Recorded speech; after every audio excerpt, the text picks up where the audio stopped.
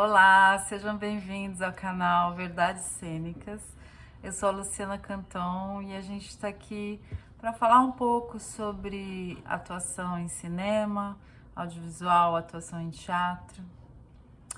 E a gente vai começar falando sobre o título do canal, o que é uma verdade cênica, né? Por que eu escolhi esse nome?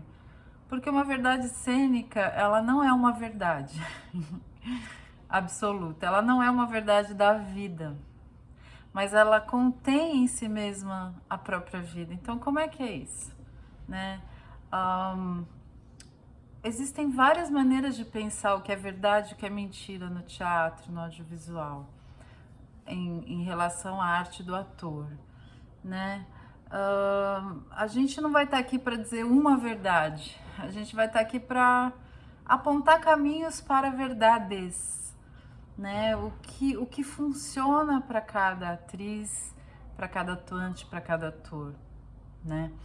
E também falar um pouco da relação com a direção de atores, como é difícil esse contato que é ao mesmo tempo íntimo e profissional, né? Ele deve ter essas duas instâncias muito difíceis da gente conjugar, né? Então, vamos lá. Verdade cênica. O que é verdadeiro para mim, não necessariamente é verdadeiro para você. Então, quando eu tô pensando como atriz, o que eu consigo acreditar que eu faria, né? Porque muito do trabalho da atriz, do ator, do atuante é a questão da autoinvestigação, né? O que o Stanislavski vai chamar de aceitação de circunstâncias, né? Isso a gente está falando se a peça ou o filme, se existirem personagens que estão passando por situações, né? Mas a grande maioria das vezes, principalmente no audiovisual, a gente está falando de personagens, né? Então, a verdade cênica tem a ver, na arte do ator, né, tem a ver com aceitação de circunstâncias, né? O Maqui, no Story, esse livro de roteiro, ele fala que a Vênus de Milo não é uma mulher de verdade. Então, o que isso implica? Implica que tudo é signo, seja no teatro, seja no cinema. Tudo é mentira.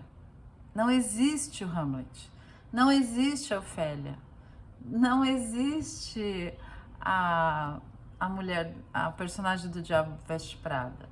O que existem? Simulacros, signos, né? Então, quando a gente está trabalhando no audiovisual, trabalhando no teatro, a gente está criando signos. Agora, qual que é a grande diferença, então?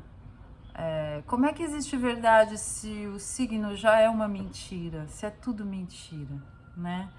E é tudo mentira. Então, onde é que entra a dramatização nisso tudo? Quer dizer, a gente atua também na própria vida, às vezes, né? Ou o tempo todo. Eu tô aqui fazendo um papel. Eu tô aqui escolhendo me mostrar para vocês de alguma maneira, né? E quando eu estiver em outra situação social, eu vou estar fazendo outro papel. Então, o David Mamet, ele fala que a gente dramatiza o tempo todo. É da natureza do ser humano dramatizar, né? E as personas existem, a gente usa das personas para sobreviver socialmente. Se a gente for mostrar nossa carne, a gente vai ser devorado muitas vezes. Então, é isso, a gente seleciona, a gente cria coraças, enfim, a gente vai vivendo da melhor maneira que a gente consegue. Então, não é que a gente está mentindo na vida, mas a gente está performando, né, as máscaras sociais, né? A gente está performando o tempo todo. Então, que verdade cênica há nisso? Às vezes a gente consegue, por exemplo, esconder muito bem algo, né? Aquela situação constrangedora que você tem que mentir mesmo, ou que você tem que omitir alguma coisa, que senão você vai ser indelicado, vai pegar muito mal. Então, a arte de omitir também é a arte de atuar, né? Então, assim, quando a gente omite algo, a gente também está performando, a gente está mentindo, né? De certa forma, sim. Toda máscara também é uma mentira. Mas além da verdade e da mentira, que eu acho que são termos que funcionam mais para a questão legal mesmo, da advocacia ou das leis, né? Quer dizer, aí sim importa o que é verdade. Qual é a verdade da situação específica de uma pessoa que foi morta ou de algo que não está sendo cumprido, enfim. Essa é a verdade que importa, né? A verdade dos sentimentos na vida real, né? O que a gente, qual que são nossas reais intenções. Tudo isso importa na vida. Mas no cinema e no teatro, como é que a gente usa isso? Sendo que a gente está fazendo outras pessoas, né? Outros signos que não o nosso signo da vida real. Uma grande confusão é quando as pessoas acham que elas precisam não fazer nada, principalmente no audiovisual, né? Elas precisam não atuar. Até tem esse livro, Como Parar de Atuar, né? Impossível, gente. Enquanto a gente está vivo, a gente está atuando, né? Não tem jeito de sair do problema da performatividade e da dramatização da vida, né?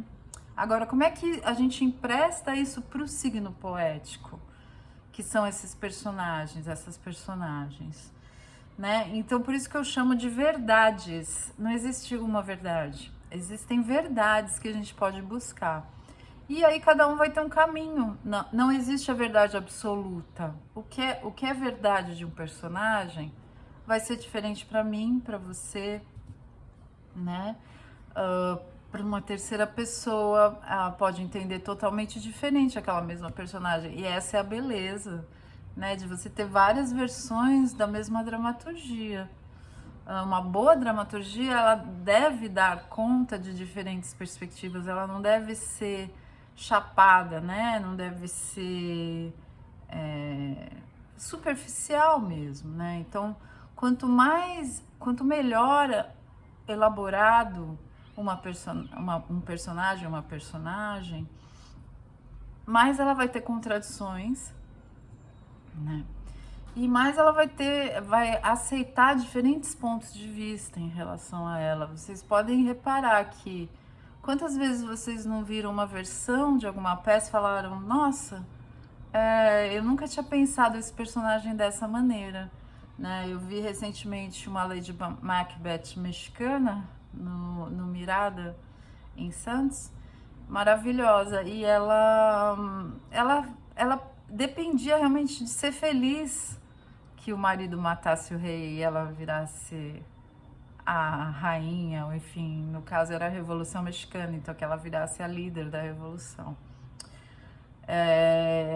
Ela tinha ela precisava disso e ela acreditava que ela estava fazendo um bem, né? Eu nunca tinha visto uma Lady Macbeth assim.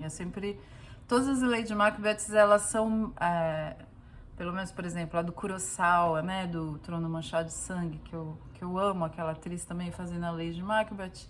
Mas ela é aquela coisa corrosiva, maléfica, que a gente está acostumado a ver, né? Mas essa atriz mexicana, ela trouxe um outro tom, né? E a peça também trazia um outro tom, era uma revisitação do Shakespeare, então foi muito, muito bacana de assistir. Então, verdades cênicas, né?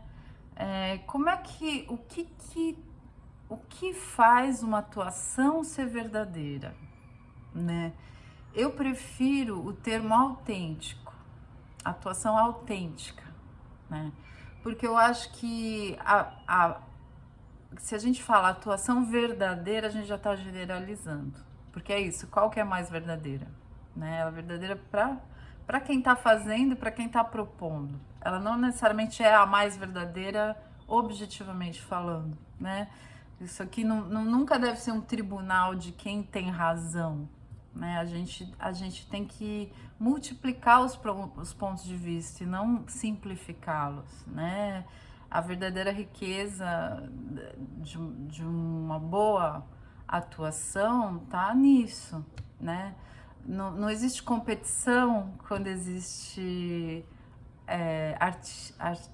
o artístico, né?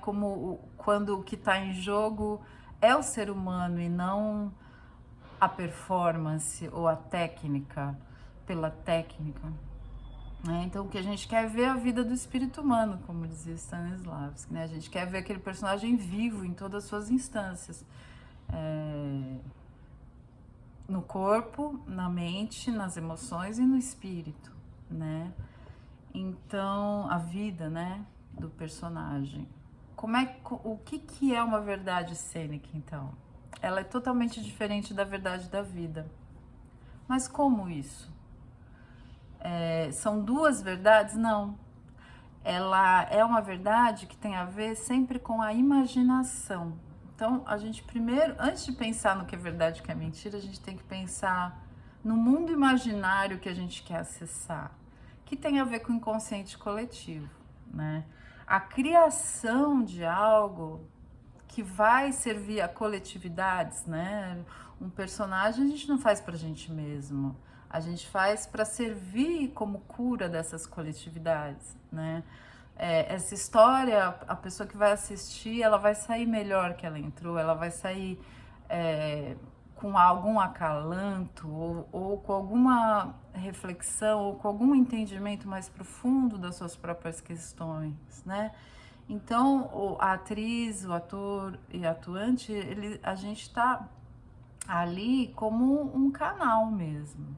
É um canal que aquela energia vai passar. Então, como é que a gente sintoniza, né, pensando em onda de rádio, no canal certo? Como é que a gente entra em sintonia com todo aquele universo que é diferente do nosso, do dia a dia, né? Então, eu gosto de separar o ser humano pedestre, o ser humano de todo dia que a gente chega aqui, né? Cheguei aqui hoje, tava fazendo outras coisas, comprando coisas no supermercado. Não, esse é o ser humano que a gente é no dia a dia, que as atrizes, os atores também são. Agora, quando a gente chega na entrada ali, na porta de entrada do imaginário, qual que é a chave, né? Como é que a Alice vai cair no buraco e vai voar ali, vai entrar num mundo diferente do dela, né? Como é que a gente vai pegar a cauda do dragão e vai voar o tapete voador? Enfim, é o salto do desconhecido. Rainer Miller que falava, não é o passo, é o salto no vazio que possibilita o teatro, né? Que possibilita chegar no mundo imaginário. Então, é um salto de fé, né? E como é que eu me permito saltar? Eu preciso ter balizas, eu preciso saber onde eu estou indo, eu preciso acreditar que essa viagem criativa vai ser benéfica para mim e para todos, né? Mas a gente nunca sabe muito onde a gente vai chegar. Então aí começa, né? Se eu predetermino o que é essa personagem, eu sempre vou limitá-la, porque não vai ser uma viagem de descoberta na minha imaginação. Ela vai ficar só na minha mente. O mundo imaginário, ele é o lugar da criação.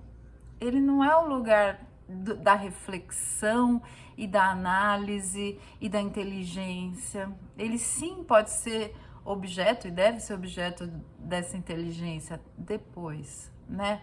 Ou então essa inteligência pode ser emprestada para esse mundo, mas dentro da lógica do próprio mundo imaginário e não da nossa lógica de atriz, ator, pedestre, né? Então o não julgar é fundamental. Aliás, o julgar ou o pseudo-entendimento pedestre do que é aquele mundo faz com que nossas atuações fiquem sempre medíocres, fiquem sempre previsíveis. Porque é isso, se eu tô julgando, eu tô prevendo. Então eu não tenho o quê? Eu não tenho autenticidade, eu não tenho voo, eu não tenho entrega, eu não tenho assombro, né? O Arthur fala muito do assombro, da necessidade do assombro no teatro. O que é se assombrar? É você se encontrar coisas que você não imaginava. Isso tem também a ver com a crueldade, tem a ver com todos os lados do ser humano, né? Então, quando eu vou saltar para o imaginário, e essa parte que eu acho que o Stanislavski estudou muito, né, ao longo da vida dele, e a técnica mais, né, porque eu estudei, mastigou bem mastigadinho e fica bem fácil da gente entender, que é a questão do senso da verdade, ou como chamavam em russo, sentido da verdade.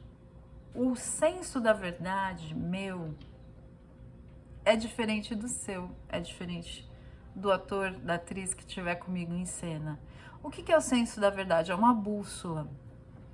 É uma bússola que me diz, eu consigo acreditar que isso aconteceria, ou eu não consigo acreditar que isso aconteceria comigo, ou com alguma pessoa. Então, a porta de entrada do mundo imaginário é em que é que eu consigo acreditar? E aí a gente vai sempre para a criança, né? Quando ela tá brincando, ela se joga muito fácil nesses mundos. Por quê? Nessas verdades cênicas. Por quê? Porque ela vai, né? Ela tem esse impulso do jogo, da brincadeira. Ah, eu sou sua mãe, você é minha filha, vamos, vai. Não tem questionamento, não tem reflexão profunda sobre nada nesse momento, né? Então, assim, é isso. As coisas simplesmente são quando a gente aceita que elas são. Então, como a nossa tendência é o quê? É não conseguir dar conta de tudo que é psicológico, ou enfim, a gente quer dominar, né?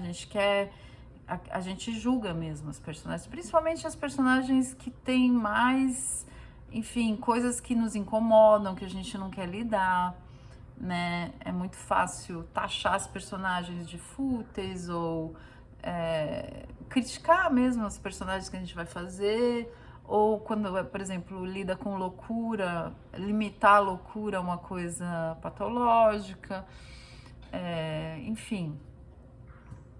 A bússola, então vamos imaginar o seguinte, que a gente vai entrar num território desconhecido, só que a gente não tem como se orientar nesse mundo imaginário, porque a gente não conhece, a gente nunca entrou nesse mundo imaginário, né, que está sendo proposto ali pela dramaturgia, pelo roteiro do filme. Como é que a gente vai se orientar? Como é que a gente vai caminhar nesse caminho, encontrar as coisas da personagem? Porque nesse lugar nesse trajeto de encontrar verdades, né? Eu preciso me orientar de alguma maneira, porque senão aquilo não pode ser imposto. A dramaturgia ela não pode ser imposta, como se fosse uma couraça. Muitas vezes a gente sente assim, esse personagem tá me limitando, ele é uma couraça, alguma coisa tá errada. Eu já tive muitas vezes essa sensação estando em cena, nossa, eu tô presa. Por que eu tô presa? Porque eu não estou me permitindo fazer as questões certas, fazer as perguntas certas. Eu não estou realmente usando a minha bússola que vai me ajudar a criar esse imaginário. Então, imaginem assim, né? A gente que essa bússola, ela é o quê? São as perguntas. Então, acho que a coisa mais preciosa que a técnica Meisner tem, pelo menos que me trouxe assim como atriz, que vem do Stanislavski, é o que me faria pular de uma ponte? O que me faria... aprender a fazer as perguntas certas. Então, eu tô lendo aquele roteiro, ela... Por exemplo, a Helena do Tio Vânia, ela tá insatisfeita com o marido, né? Ela tá atraída pelo médico. Então, o que me faria me atrair por esse médico? O que me faria estar tão insatisfeito nesse casamento, né? O que me faria chegar num ponto de querer... da minha vida não ter sentido, né? De querer quebrar com um padrão que eu mesma criei para mim, no caso a Helena, né, do Tio Vânia. Então, quando a gente começa a fazer essas perguntas certas, ou seja, quando a gente começa realmente a adentrar nesse universo da dramaturgia, a gente começa a poder estar em contato com alguma autenticidade. Por quê? Porque aquela resposta, quem vai me trazer é o caminho, como na vida. Então, e tem uma coisa muito linda que o Stanislavski fala, que ele fala do ser, né, do como ser, uma suposição, né, eu estou supondo que isso está acontecendo comigo. A criança não tá, as coisas não estão acontecendo de verdade para a criança, e ela sabe disso. Ela sabe que o mundo imaginário é o mundo imaginário, né? Então a gente não separa. Aliás, é importante estar psicologicamente estável e sadio para lidar com a psique, né? E para entrar em outros mundos, tá? Às vezes a pessoa com depressão não consegue sair desse lugar, né? De imaginar outros mundos, porque tá muito, enfim, todas as doenças psíquicas, elas vão limitando a criação, né, da atriz, do ator. Então a gente precisa estar muito lúcido, muito bem, para realmente alçar esses voos maiores e profundos, né. Então o ser, ele tem essa capacidade de ser uma suposição. Então, eticamente, Stanislavski diz, não existe imposição para o ser humano. Ela é uma suposição. Então, a gente é livre para se indagar qualquer coisa. E se acontecesse isso comigo, o que eu faria, né? E se realmente eu perdesse meu pai num acidente, o que eu faria, né? Então, quando eu começo a responder as perguntas que a dramaturgia tá me dando, são verdades cênicas, porque elas não são as verdades da vida, mas elas são verdadeiras para mim, né? Só para mim, para o diretor, para a diretora, para outra atriz, para outro ator, não serão. Então, quando a gente chega nesse lugar do que realmente faz sentido para nós, aí é que acontece a magia. Aí é que as personagens ganham vida. Não porque eu previ que isso fosse acontecer, mas é porque tem um sentido profundo que as impulsiona. Que não sou eu que decidi, nem o dramaturgo, mas é um conjunto. É o encontro da minha sensibilidade com a de quem escreveu e com a de quem está dirigindo. É o encontro das verdades, do que faz sentido profundo ali, naquele imaginário, né? Então, se eu me permitir imaginar, eu vou conseguir vivenciar. E quando a gente fala na arte da atriz, do ator, tem vários tipos, né? Existe a atriz, o ator que vai passar por uma experiência, né? A escola da experiência vivida, como Stanislavski gostava de se chamar. Existe o ator que é mais técnico, que trabalha mais na questão da eloquência, né? Da palavra, do falar, do se portar fisicamente. Então, e existe também o ator distanciado, né, que o Diderot falava, enfim, que existe todo esse outra vertente da atuação, que é eu não quero acreditar em nada, né? Tudo que eu faço é um simulacro mesmo, é um distanciamento, né? Mas se a gente pega essa vertente, né, que o audiovisual preza muito, e que é lindo quando subverte também, e quando injeta assim uma falsidade nas atuações no cinema também, né? Mas pegando a escola da experiência vivida, né? O que é você estar em cena? O que é você atuar uma personagem? É você se permitir passar por uma experiência. O que é passar por uma experiência? É como na vida. Então, quando Stanislavski estreou o Jardim das Cerejeiras, né, o Toporkov, ele conta que ele assistiu e ele falou assim, não, onde é que estão os atores? São pessoas reais em cena. Ele ficou perdido, né? Então, era essa revolução que a gente mistura mesmo. Não existem mais grandes aparatos cênicos ou trejeitos do grande ator, né? Essa vertente de atuação, ela preza pela vivência. E quando a gente fala eu sou a personagem, para mim é sempre confuso, porque daí já começa a misturar realidade cênica com a realidade da vida, né? A verdade cênica com a verdade da vida.